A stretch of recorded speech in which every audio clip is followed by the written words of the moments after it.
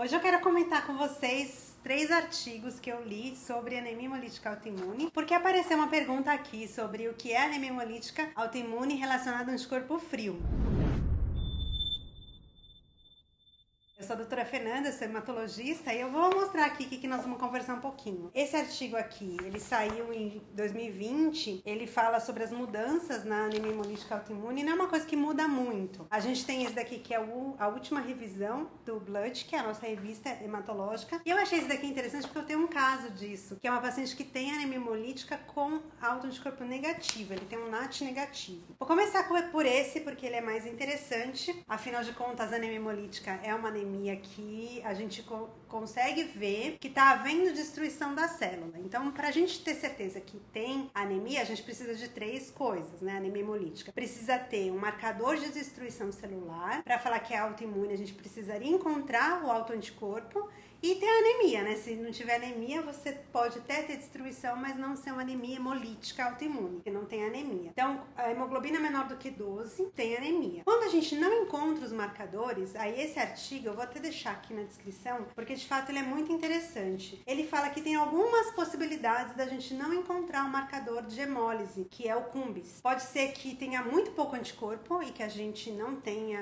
isolado esse anticorpo, então às vezes é um anticorpo muito difícil de encontrar, que a gente não tem teste que feche o diagnóstico desse anticorpo. Se, por exemplo, você tem alguma outra imunoglobulina que não é IgA, IgG e IgM, também a gente não vai encontrar. E aí, por fim, ele dá algumas sugestões e fala como que o médico do laboratório pode conseguir tentar identificar esse anticorpo. Eu achei bem legal de trazer, porque de repente pode ter alguém que está assistindo e ter um caso semelhante. Nesse nosso caso, a gente acabou tratando com melhora do quadro, mas sem isolar o autoanticorpo. Aí a gente precisa ter um DHL e uma bilirrubina aumentada. Às vezes a gente vai ter anemia e não vai ter o DHL nem a bilirrubina aumentada. A hora que a gente pede a bolsa, a gente vai ver que tá cheio de anticorpo. Para a gente tentar identificar o CUMBIS, a gente tem que ver se é anticorpo quente, então a gente vai ver os anticorpos que a gente vê no sangue normal e o anticorpo frio, que ele só vai anticoagular se for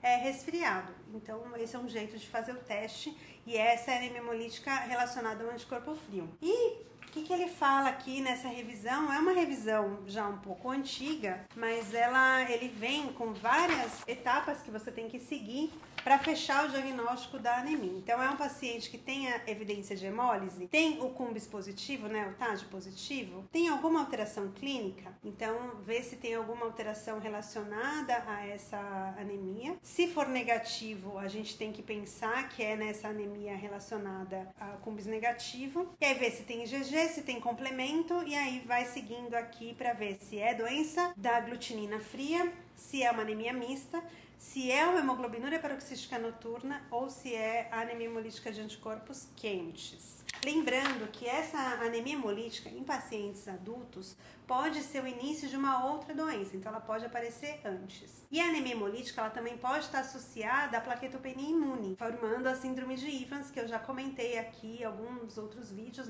principalmente nos de plaquetopenia. Mas se a gente tem associação de anticorpo contra as hemácias e contra as plaquetas, isso tem um nome que é a síndrome de Evans, e os dois a gente vai tratar mais ou menos do mesmo jeito. Na anemia hemolítica autoimune, a gente tem algumas opções de tratamentos maiores se ela for de anticorpo quente. De anticorpo frio a gente fica mais limitado por essa dificuldade aí do diagnóstico e também da eficácia das medicações. É uma anemia mais rara. E aí, o que a gente faz quando a gente pega um paciente, né?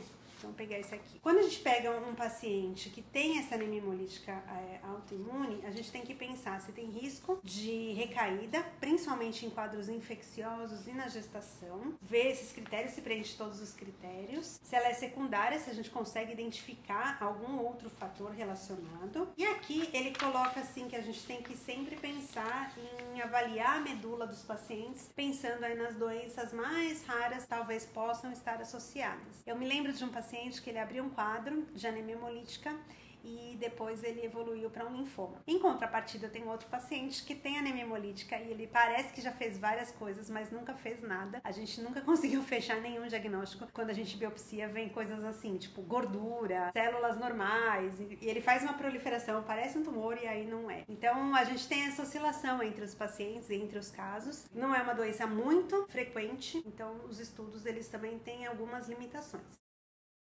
Se você ainda continua com alguma dúvida em relação à anemia hemolítica, só comentar aqui. Lembrando que esse vídeo é um vídeo educacional e a gente não tem como fazer análise individual de cada um dos pacientes. Eu vejo que frequentemente as pessoas deixam os resultados dos exames perguntando a minha opinião. Esse é meu trabalho e eu tô aqui pra falar um pouquinho das doenças, explicar de uma maneira genérica. Eu não posso fazer uma consulta aqui, principalmente respondendo comentários no YouTube. Se você quiser entrar em contato com a minha secretária, o link também tá na descrição do vídeo. Lembrando que a gente também tem área de membros e aí, dentro da área de membros, a gente tem as lives exclusivas para os membros que assinam o Hematoflix 2 e aí lá a gente pode conversar um pouquinho mais no privado. Até!